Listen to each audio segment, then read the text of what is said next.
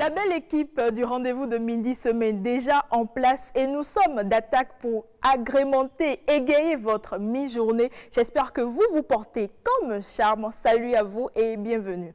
Déjà sur ce plateau, Hermone Amengan et Ariane Da Silva. Bonjour. Très appliqué. Bonjour Mylène, mesdames et messieurs, bonjour. J'espère que tu vas bien. Oui, très bien. La preuve, je suis en rose. Vraiment. C'est ma couleur préférée. La couleur de la femme. Hermone Amengan, il est en gris. La couleur de l'homme. Bah, si vous voulez. Bonjour Mylène, bonjour à toutes, bonjour à tous. Très heureux de vous retrouver sur le rendez-vous de midi. Alors, la pandémie du Covid-19 continue de sévir. On démarre ce numéro avec un petit rappel. Qu'est-ce qu'il faut faire quotidiennement pour finir avec cette crise universelle, Hermone Amengan? Alors, c'est simple, c'est ce qu'on essaie de dire au quotidien depuis plus de 3-4 mois que cette pandémie sévit. C'est le respect des gestes barrières. Et quand on parle des gestes barrières, ça n'a pas changé. Il n'y a pas encore eu de modification. Il n'y a pas encore de nouvelles donnes qui permettent aux personnes de faire autre chose. C'est le port du masque, d'abord et avant tout, donc qui nous permettent qui nous évite de contracter le virus. C'est le lavage des mains à l'eau et au savon.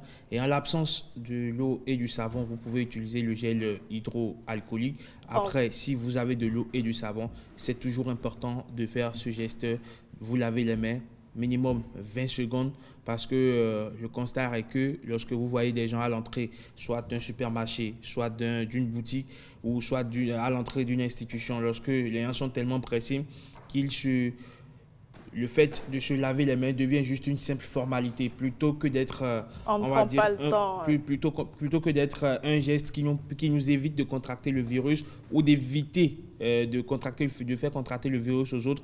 On se contente juste de faire 2-3 mouvements et puis paf, on s'en va. Il faut prendre le temps de bien se laver les mains pour pouvoir éventuellement tuer le virus. Ariane Da Silva, on fait quoi d'autre? Personne ne supporte pas ça. Hein? Quand vous allez quelque part, on leur dit monsieur, madame, lavez-vous les mains. Ils disent mais à son habit, canaclo alors quoi. Oui, c'est vrai. Et alors, oublions que c'est pour nous protéger et tout. Et en même temps, il faut aussi respecter la distance de sécurité sanitaire d'un mètre. C'est important, c'est indispensable.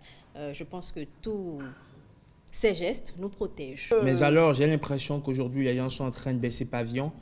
Malheureusement, la menace est toujours d'actualité. On voit les derniers développements de l'actualité en Europe où on est en train de craindre une seconde phase de la contamination. En France, par exemple, le port de masque est en train d'être rendu obligatoire. Tout éventuel contrevenant s'expose à des sanctions pénales et également financières. Et donc, aussi, chez nous, il faut rester vigilant. On ne dit pas de manifestations grandioses. On se rend compte aujourd'hui que les gens continuent de briller par ce qu'on appelle à gauche chez nous.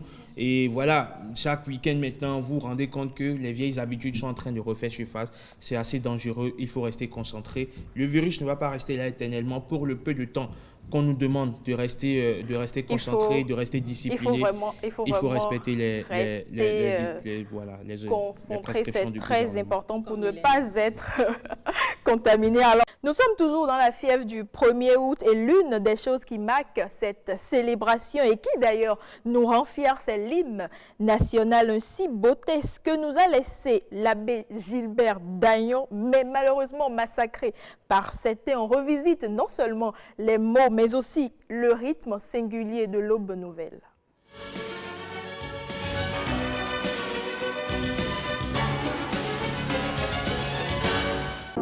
Enfant du Bénin debout,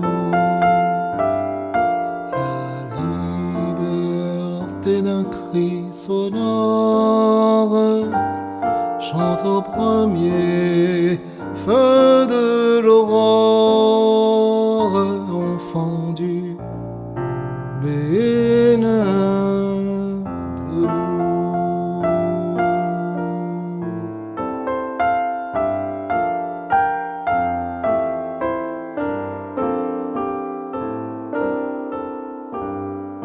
Jadis à son appel,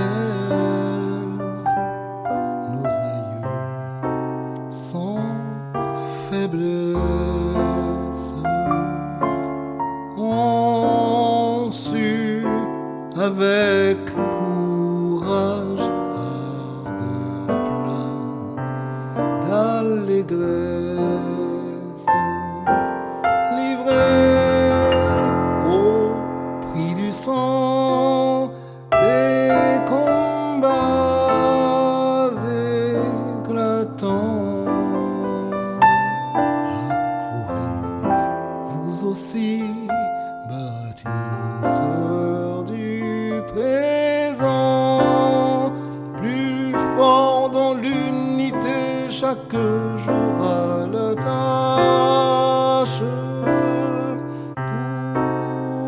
Pour la postérité, construisez sans relâche.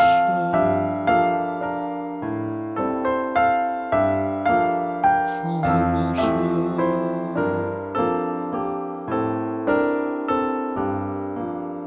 Et voilà une partie du si beau test de notre hymne national, Herman Amenga. Ici, magnifiquement repris dans un autre rythme Oui. par cet artiste manifestement très, très inspiré. Vous vous rendez compte que de plus en plus aujourd'hui, les artistes s'intéressent à notre hymne national. On a vu Marion Akpo, par exemple, qui a chanté le test avec une voix d'opéra.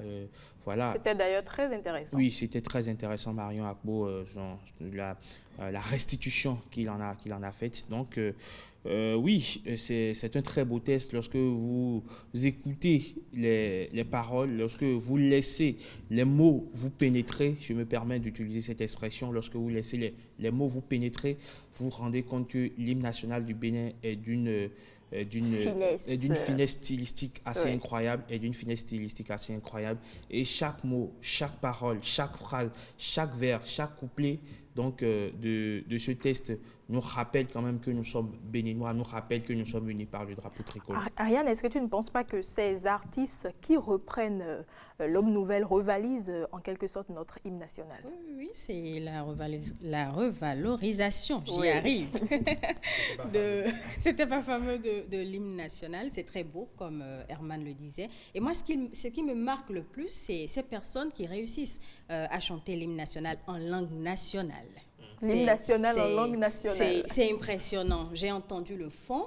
J'ai même appris qu'il y a l'hymne national en ditamari. Oui. Franchement. Et quand vous écoutez l'hymne national en fond, vous vous rendez compte en fait de ce que Herman disait. C'est-à-dire que vous êtes Emporté en réalité. Parce que vous vous rendez compte que quelque part c'est de l'histoire. Oui, oui. C'est l'histoire du pays. C'est ce que le pays a vécu. C'est ce à quoi le pays aspire. Vraiment bien etc. raconté, en C'est plus. très bien raconté. Nous sommes dans un pays, voilà, à ma forte majorité analphabète du français.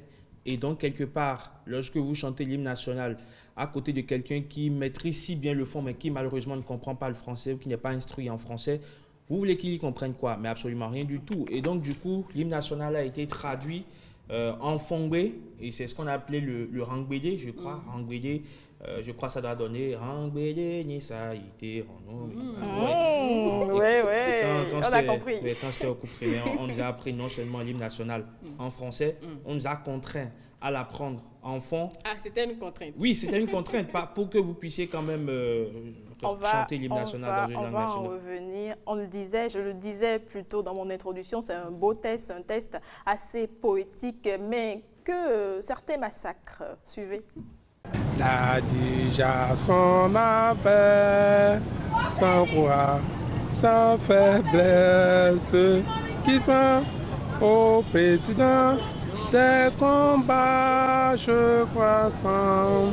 Accourez, vous aussi, basez, c'est qui présent, puis fortalité que joue à radar, Livré au président, enfant du Bénin debout, la liberté dont il se nomme de la foi. Ça va. Et voilà, Herman. Qu'est-ce qui explique cela, Herman? Bon, c'est assez drôle, mais à la fois, ça met quand même le doigt sur une plaie assez béante. C'est que la plupart du temps, lorsqu'on veut apprendre l'hymne national aux gens, même à l'école, on ne prend pas la peine de faire focus sur les mots, de faire focus sur chaque couplet. Et donc, on y va juste au son.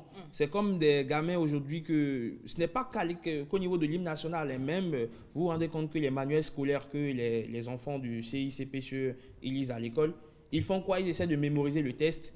Et donc, lorsque vous lui dites, OK, lis-moi ce test, le bonhomme se met à lire le test comme une récitation. Vous lui dites, OK, montre-moi, ouais, je ne sais pas, papa, il est incapable de vous montrer papa. Donc, c'est un peu ce qui se passe avec l'hymne national. Les gens se cramponnent juste à se saisir du rythme. Et puis, bon, voilà. Puisqu'il faut chanter, on chante. Voilà, on va au rythme. Malheureusement, Mylène, pour en finir, on se rend compte également que dans les rangs de certains adultes, des mots sont massacrés pour la postérité, vous entendez hein, dire pour la prospérité. Il y a beaucoup de déformations comme ça qui subsistent au sein de la population. C'est dommage. Il va falloir refaire un autre travail d'appropriation de ce test que nous a laissé quand même l'abbé Gilbert Daillon depuis 1960. Puisqu'il faut retourner à la base, Ariane, est-ce que ce ne serait pas plus facile pour nous si on insistait plus sur l'histoire? Oui, pourquoi pas. C'est d'ailleurs pour ça qu'on étudie l'histoire à l'école, à l'université. Je pense que c'est l'une des meilleures solutions. Et on en parlait au début de cette rubrique. Beaucoup d'artistes aujourd'hui font déjà le travail parce que en reprenant l'hymne national, en essayant de valoriser l'hymne national, je pense que, par exemple, je suis artiste, Herman est artiste et je l'aime bien. Quand il chante l'hymne national, forcément, j'aurais envie d'apprendre l'hymne national. Donc, après aussi, c'est vraiment là la vraie panacée parce que si on peut, je crois, en un tournement, mémoriser une chanson de Dadju, si on peut en 2-3 jours. Pour ceux qui sont fans de Dadju, pour ceux qui sont fans de Dadju, parce que moi je ne conçois pas qu'on puisse, je crois, en quelques secondes maîtriser toutes les paroles d'un artiste exotique.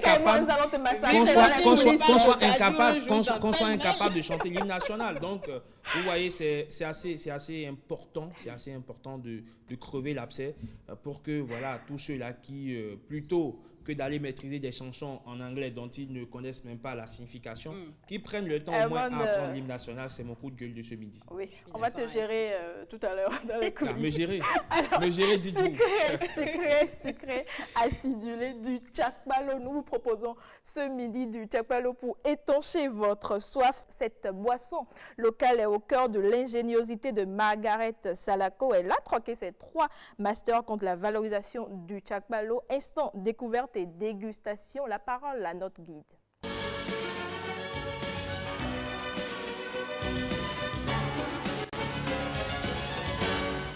Je suis Margaret Salako, je suis titulaire de 3 masters. Le premier en études internationales, spécialité développement international. Le deuxième au management des organisations et des politiques publiques. Et enfin le troisième en administration hospitalière, universitaire et intendance.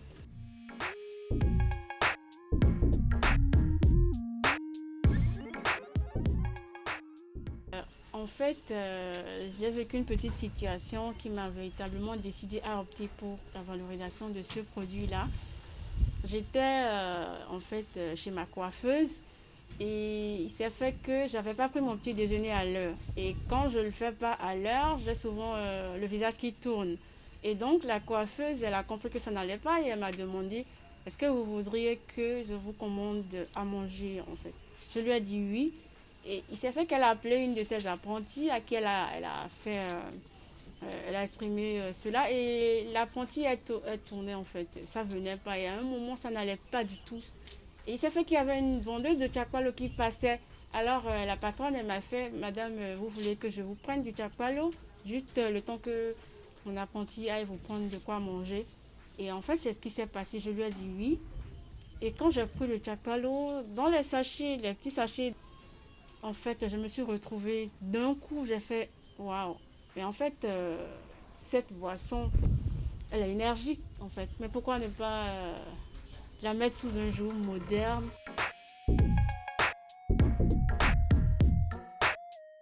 Le tchakbalo, c'est de la bière locale. Donc, tout le processus, c'est comme on fait la bière partout en Occident. Maintenant, il y a plusieurs céréales. On le fait au mil, au maïs. Et moi, particulièrement, j'ai choisi de le faire au maïs. C'est du maïs qui est germé, en fait, et qui fermente.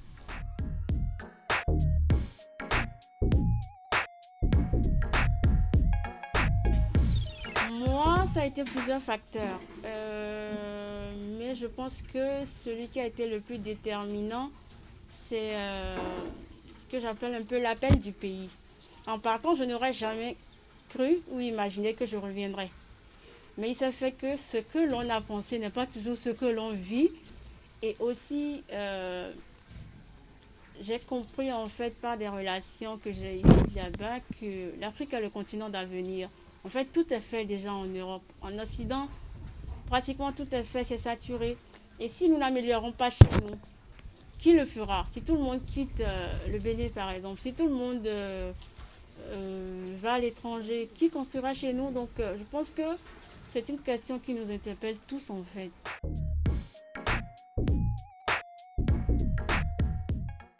Même si cette activité s'arrêtait aujourd'hui, je pense que je suis déjà fière de moi, en fait, parce que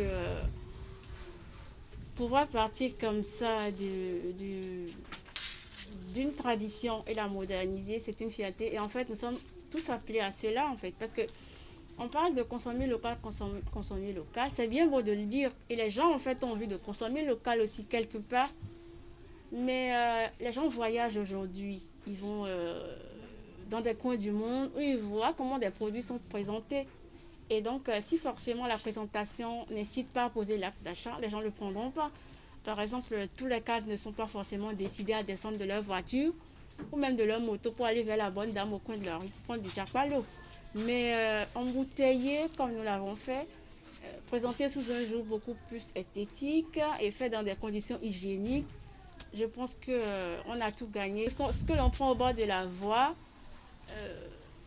ce n'est pas toujours pareil. C'est-à-dire que quelquefois, on le prend chez les bonnes dames, on trouve que c'est assez fermenté. Des fois, quand on le prend, on a même des maux d'estomac.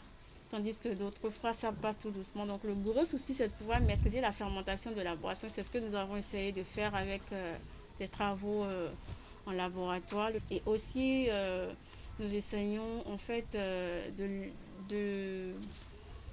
varier un peu les arômes pour qu'on ait, par exemple, du chapalo à la menthe, du chapalo à la fraise.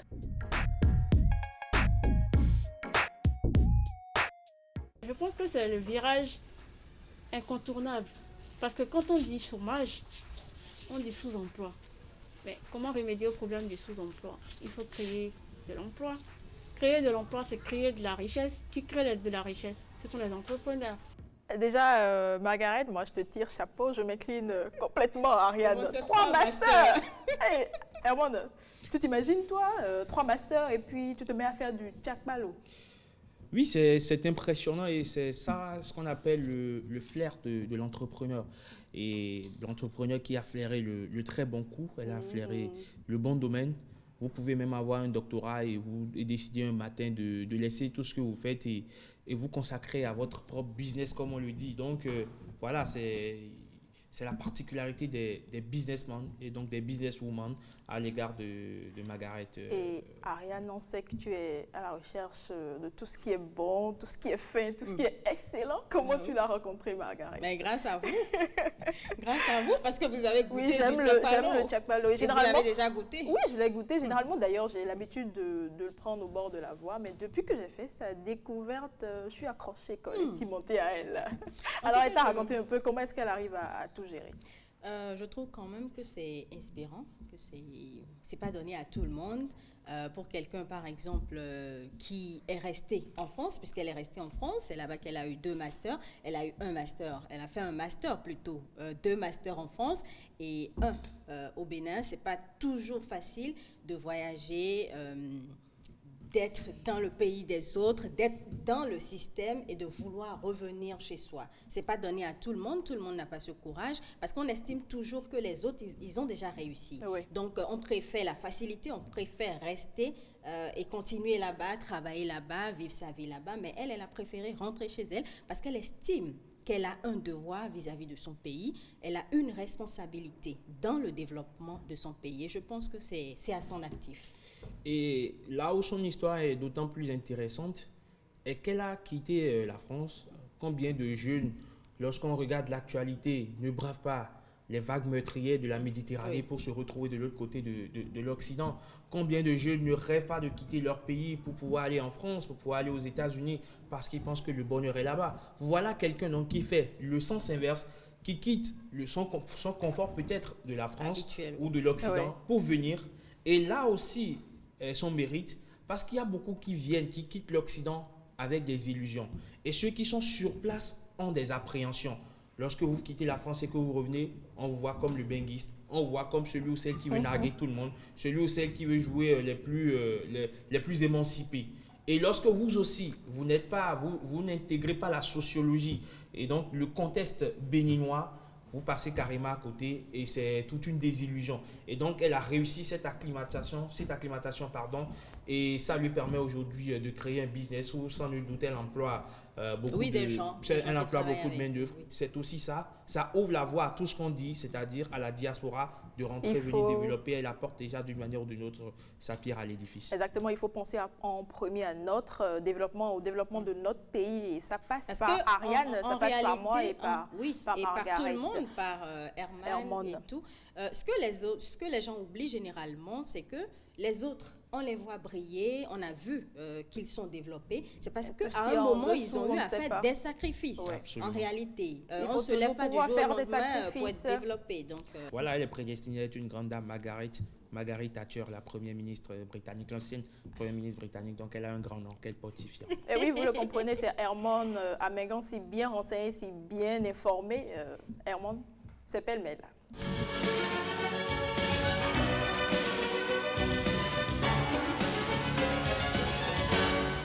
Rebecca Kenja-Ondé, bonjour. Quel accueil brusque. Bonjour Mylène, bonjour Herman. Rebecca. Bonjour aux téléspectateurs aussi. Rebecca qui nous a rejoint, vous comprendrez bientôt, tout de suite. Herman, c'est dans combien de temps à peu près? C'est dans un peu moins de 10 minutes. Ok, vous comprendrez dans 10 minutes. C'est pourquoi Rebecca nous a rejoint. Alors, Raymond, tu nous dis qu'il y a eu une bagarre. Pour défaut de masque. Alors, les passagers du vol KL 1495, donc 1495 entre Amsterdam et Ibiza, risquent de se souvenir longtemps de leur voyage, mais pas forcément pour de bonnes raisons. Une bagarre a éclaté en plein vol le 31 juillet dernier à cause de 2 voyageurs peu enclins à respecter les gestes barrières qu'on a rappelés un peu plus tôt. Les 2 passagers très alcoolisés selon des témoins ont refusé de porter leur masque à bord de l'appareil, contrevenant à la réglementation en vigueur dans les avions pendant la pandémie de Covid-19. L'un d'eux se serait levé et aurait marché dans l'allée juste avant l'atterrissage alors qu'il était demandé aux voyageurs de rester assis. Selon un témoin de la scène, il aurait frappé un autre voyageur, provoquant une bagarre donc dans l'avion. Les 2 individus ont finalement été maîtrisés par les voyageurs alors que la pandémie semble connaître un rebond. Les crispations et agressions liées à l'obligation du port de masque se multiplient. C'est le moment, une fois encore, d'appeler les gens à respecter les gestes barrières pour ne pas faire comme ces individus qui vont à l'encontre des prescriptions pour circonscrire au plus vite la pandémie de coronavirus qui n'a fait que trop durer. La crise, elle est vraiment grave. Il ne faut surtout pas s'amuser avec. Il faut suivre les recommandations, il faut suivre les gestes barrières. Et on se rend compte que ceux qu'on va appeler les Covid sceptiques, aujourd'hui, sont en train de serrer les rangs. Le président brésilien Jair Bolsonaro, qui entre-temps a contracté le virus, aujourd'hui apparaît en public avec le masque. Donald Trump, qui au départ, lui aussi, avait fait feu de tout bois. Aujourd'hui, apparaît en public, met le masque parce qu'il a été interpellé en temps par la justice. Donc, voilà, il faut commencer par serrer les rangs et faire en sorte que cette pandémie disparaisse. On ne va pas quand même traîner ça toute notre vie. Rebecca, tu t'imagines dans un avion avec un passager qui refuse de mettre son masque. C'est terrible, je crois que toi, te connaissant, je suis certaine que tu vas descendre immédiatement de l'avion. Parce que quand même, c'est important. Cette pandémie est quand même en train de faire du ravage sur son terrain, sur son passage. Et il faut que chacun de nous, on soit conscient qu'il faut qu'on porte nos masques, qu'on s'applique. Qu'on applique les gestes barrières pour ne pas attraper ce virus-là. Puis Hermone, on parle de cette exposition qui est en cours dans la cité d'Ekpassé, si Ouida m'était compté. Alors Mylène, tu le sais, le fort portugais de Ouida qui abrite le musée de l'histoire de la ville est en travaux. Il est donc fermé, mais une partie de sa collection a été transférée à la Casa do Brasil, la maison donc du Brésil, où actuellement une exposition est en cours. On suit cet élément qui nous renseigne davantage, un élément signé Nicanor Kovi. Le musée d'histoire de Ouida se refait une beauté. Dans son ventre, en chantier, grandit le MIME, le Musée international de la mémoire et de l'esclavage. Réceptacle annoncé des trésors de guerre que la France a annoncé vouloir rendre au Bénin. Chaque coup de pelle rapproche de sa livraison, mais pendant ce temps, l'histoire d'Ekpassé suit son cours, déplacé de l'ancien fort portugais à la Casa do Brasil. Donc si Ouida m'était compté, c'est une exposition temporaire qui a été installée ici, dans cette maison du Brésil réhabilitée.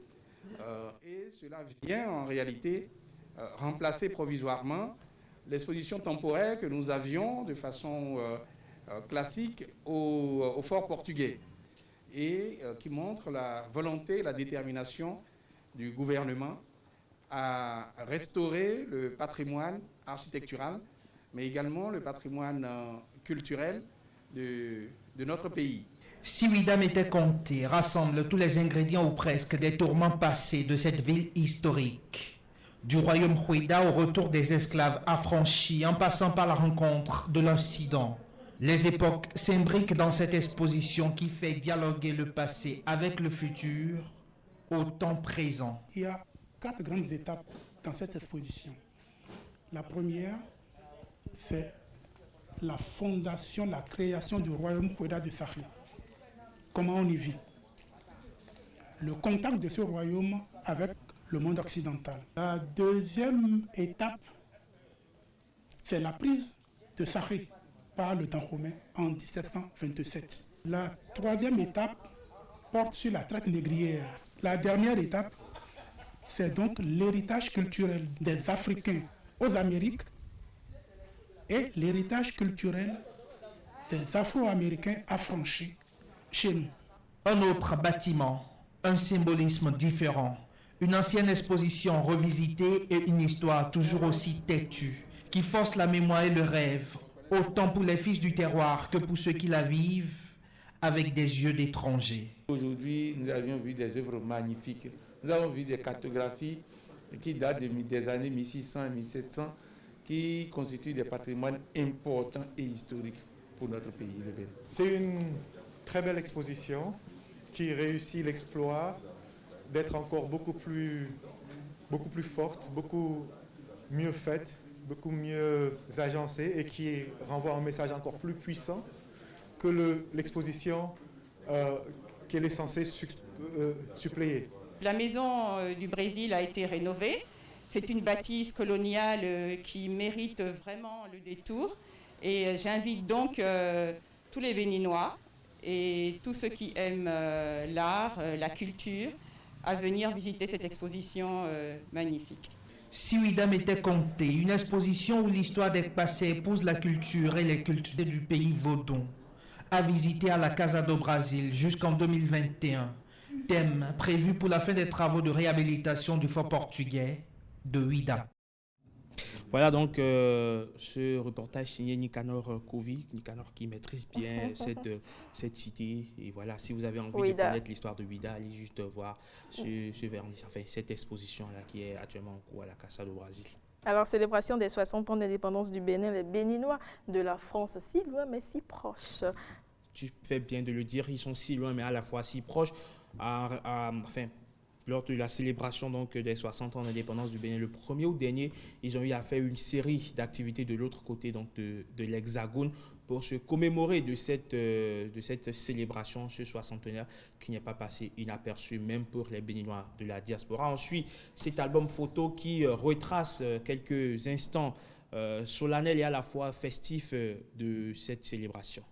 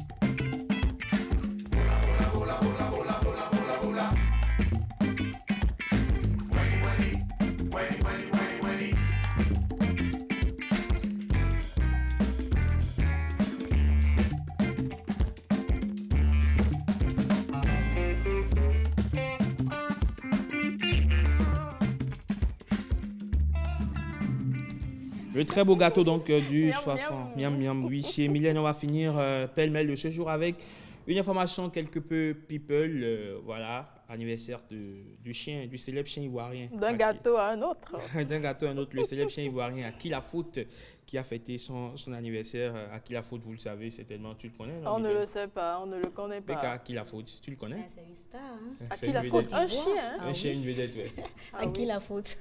Les Ivoiriens sont uniques. Oui, à qui la faute qui a été rendue célèbre grâce à une émission, je crois, polémique, donc, qui est diffusée sur la 3, la troisième chaîne ivoirienne. Et donc, c'est au détour de cette émission que ce chien a acquis un étau social encore plus élogieux. Aujourd'hui, à qui la faute est classé au rang des personnalités les plus influentes de la Côte d'Ivoire. Puisque tu le connais, j'espère que tu lui as souhaité joyeux anniversaire. Plus célèbre que moi. Tu t'imagines, Mylène? Il faut demander au Seigneur si un chien est encore plus important que toi maintenant. Là. C'est terrible. Oui, mais il y a aussi le chat de Coco Charnel. On l'a vu, le chat de Coco Charnel qui avait été... Maintenant, le chien de qui? Ah, à qui la faute? À qui la faute? À qui la faute si un chien est célèbre? C'est la faute à personne. Peut-être à son propriétaire, qui sait. À qui la faute? Alors, Erwan, merci. Tout le plaisir était pour moi. Rebecca, tu es déjà là. Tu nous parles de Minute Pharma. C'est bien ça? Ouais. C'est dans l'innovation.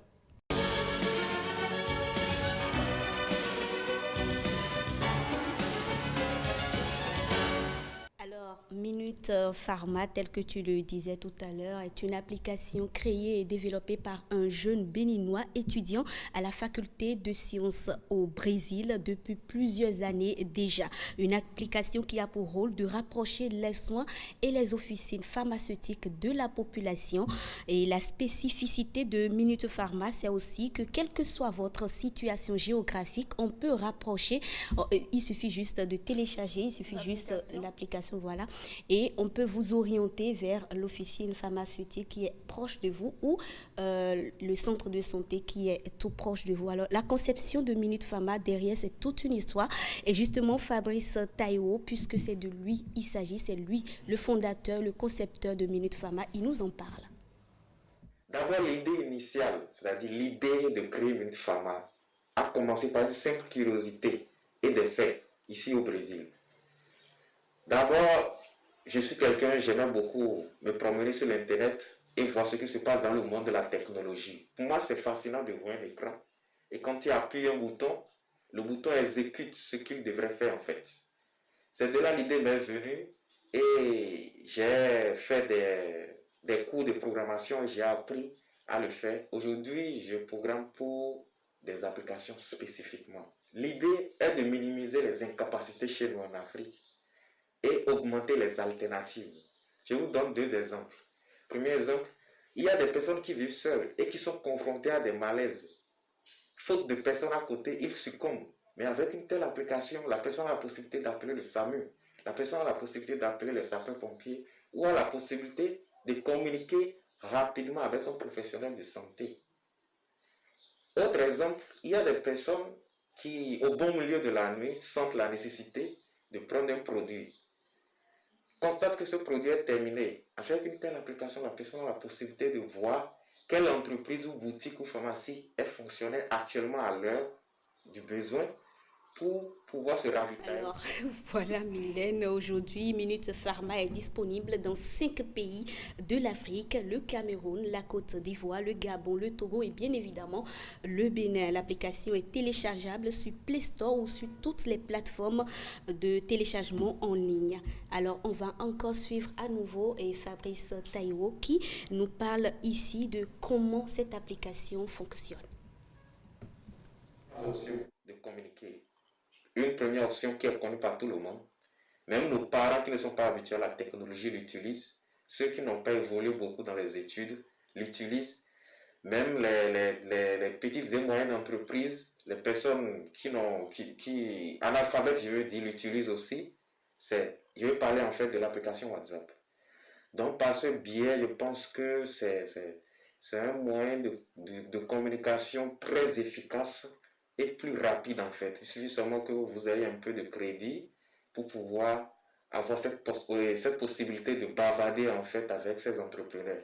Et comme autre moyen, nous avons compilé aussi la forme de négocier par email parce qu'il y a des entreprises qui préfèrent négocier de façon formelle. C'est dans ce sens que j'ai pensé à compiler cette forme de communiquer qui est l'email et comme une troisième forme, la possibilité d'appeler directement l'entreprise. Donc, toutes les classes possibles ont été évaluées en fait avant de construire cette application. Parce que WhatsApp est utilisé par tout le monde.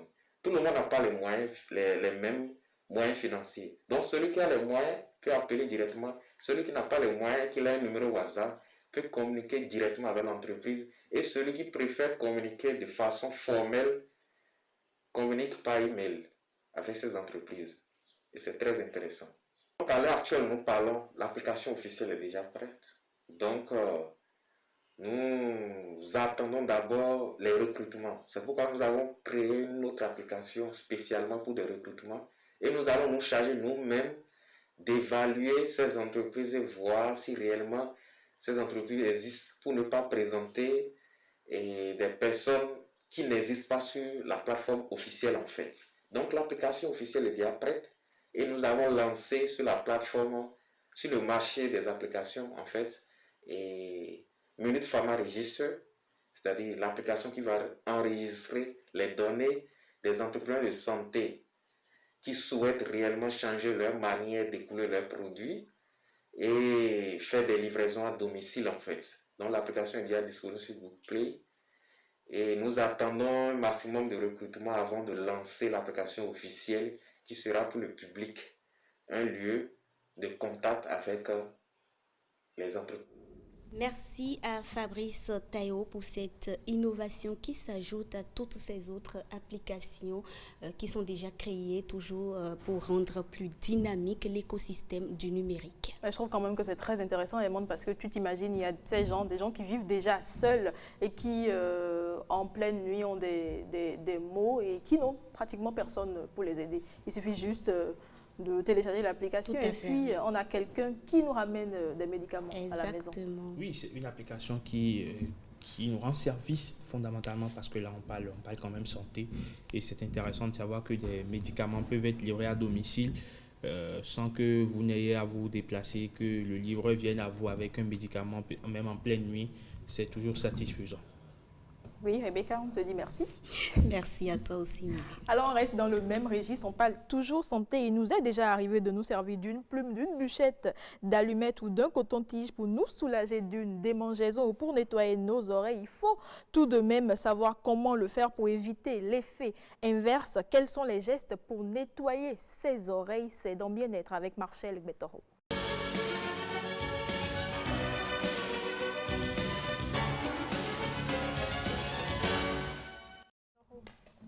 Elle est en rose, c'est donc la couleur du rendez-vous de midi de ce jeudi. Effectivement, bonjour Mylène. Comment tu vas? Je vais très bien, bonjour chers amis téléspectateurs. Alors ce midi, tu as décidé de nous apprendre à nous curer les oreilles. Effectivement, pour préserver l'intégrité du tympan, le nettoyage de l'oreille est très important. Et c'est d'ailleurs ce que nous allons apprendre à faire ce midi. Et pour ce, j'ai sur ce plateau avec moi Dr Amoussou Léonel. Il est ORL. Bonjour. Oui, bonjour madame la journaliste. Comment allez-vous? Je me porte très bien. Merci d'avoir accepté notre invitation. Je vous en prie. Alors, comme je le disais tantôt, nous allons apprendre à nettoyer nos oreilles, mais d'abord, il faut savoir ce que c'est que l'oreille et comment est-ce que l'oreille est constituée, c'est-à-dire les différentes parties. Bon, en fait, disons que l'oreille, c'est un organe qui joue un rôle précieux, notamment l'audition. Et comme vous l'avez dit, l'oreille, ce n'est pas seulement ce qu'on voit de l'extérieur. D'accord. L'oreille est subdivisée en 3 parties. De l'extérieur vers l'intérieur, nous avons l'oreille externe, qui est constituée de l'auricule. C'est ceux qui vont nous envoyer l'image. Voilà, l'auricule ouais. et le conduit auditif externe, à travers lequel passe souvent le coton-tige. Et l'oreille moyenne, ensuite, l'oreille moyenne, voilà, qui, là où est marqué le marteau, l'enclume, d'accord. Et l'oreille interne, où se situent des demi-cercles. D'accord. Nous l'appelons l'oreille interne. Il y a la cochlée en forme d'escargot, et puis le vestibule du moins, qui est constitué de canaux semi-circulaires. D'accord. Donc c'est l'ensemble de notre oreille. C'est ce que nous avons là pour écouter, comme on le dit. Exactement. Et quand on parle de l'oreille, quels sont les aspects qui entrent en ligne? Quand on parle de l'oreille, oui. Bon, quand on parle de l'oreille, c'est différentes parties de l'oreille que je viens de citer. L'oreille externe, l'oreille moyenne et l'oreille interne. Et chaque partie contribue dans la physiologie de l'audition. D'accord. Alors, nous allons parler de l'entretien, puisque nous parlons du bien-être, nous allons parler de l'entretien justement de nos oreilles. Quels sont les accessoires qu'on peut utiliser pour entretenir notre oreille? Bon, il faut dire que l'oreille s'auto-nettoie. Certes, l'oreille produit une matière qu'on appelle le cérumen, de coloration variant entre le brun miel au brun foncé. Oui. Et cette matière protège l'oreille en jouant 3 rôles. D'accord. Un rôle de lubrification pour éviter les irritations, un rôle de protection pour empêcher la survenue des infections, notamment les champignon,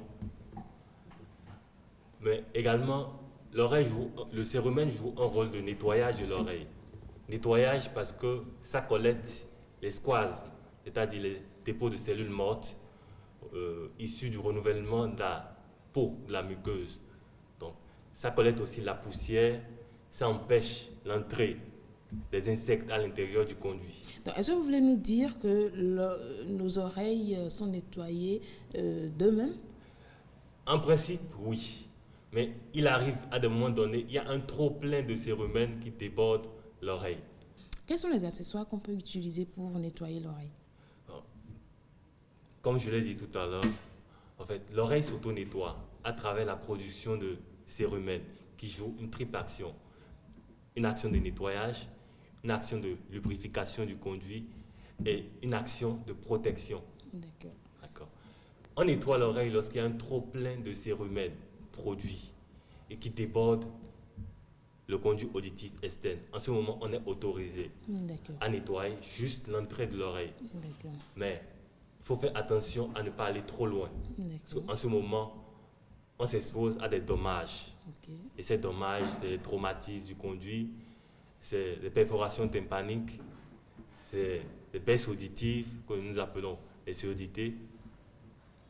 Sinon, en principe, lors de la toilette, l'eau et le savon suffisent largement à nettoyer juste le pavillon de l'oreille et juste l'entrée du conduit. Est-ce que vous êtes en train de nous dire qu'en dehors de... Il ne faut pas introduire tout ce que nous introduisons comme coton-tige, etc., que naturellement, oui, nos tout à oreilles fait, sont parce qu'il y déjà a nettoyées. des risques de tassement du cérumen. Donc, à force d'introduire le coton-tige à l'intérieur du milieu acoustique externe, vous entassez de jour en jour le cérumen. Donc le cérumen colmate et ferme totalement le conduit. Et par la suite, vous aurez des signes qui vont vous alarmer, des signes à type de baisse d'audition, des signes à type de douleur de l'oreille que nous appelons l'otalgie, des signes à type de bruit insolite que vous entendez à type d'acouphène. Mais est-ce que cela voudra dire qu'on ne doit pas du tout nettoyer les oreilles ou bien il faut le faire? S'il faut le faire, comment le faire chez les adultes ou chez les enfants? En ma qualité d'ORL, je proscris tout objet à l'intérieur du conduit pour nettoyer les oreilles. les cotons-tiges en principe sont à proscrire. On peut autoriser à nettoyer les oreilles lorsqu'il y a un trop plein de cérumen qui déborde le conduit. Et là, qui le fait? N'importe qui peut le faire.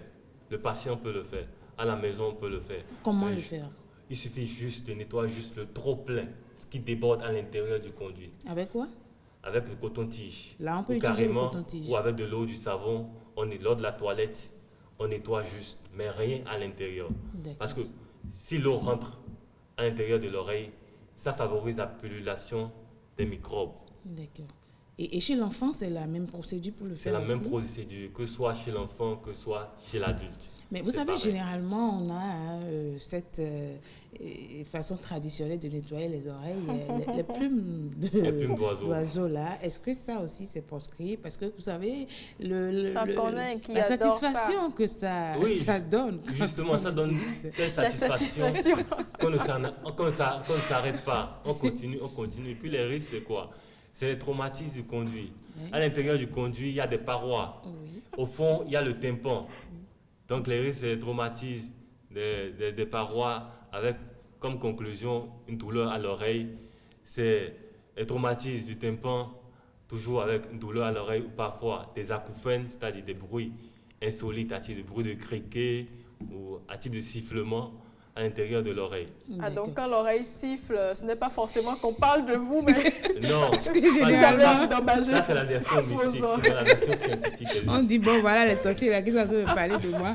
C'était une parenthèse. Alors, vu cette importance, ou bien l'importance capitale de notre santé auditive, quels sont les comportements ou les réflexes qu'il faut avoir pour éviter d'endommager justement cet organe, je vais dire, hein? Bon, pour préserver une bonne audition, c'est se nettoyer fréquemment l'oreille à raison de une fois tous les 10 jours chez l'ORL. Parce qu'il n'y a que l'ORL ou le spécialiste qui peut le faire. D'accord. Une fois les 10 jours? Une fois tous les 10 jours. Tous les 10 jours. Voilà. Okay. Chez le spécialiste, il y a des produits de liquéfaction et après, on passe à l'aspiration ou au lavage de l'oreille. D'accord. Outre ça, pour préserver l'audition, il faut éviter le port des écouteurs.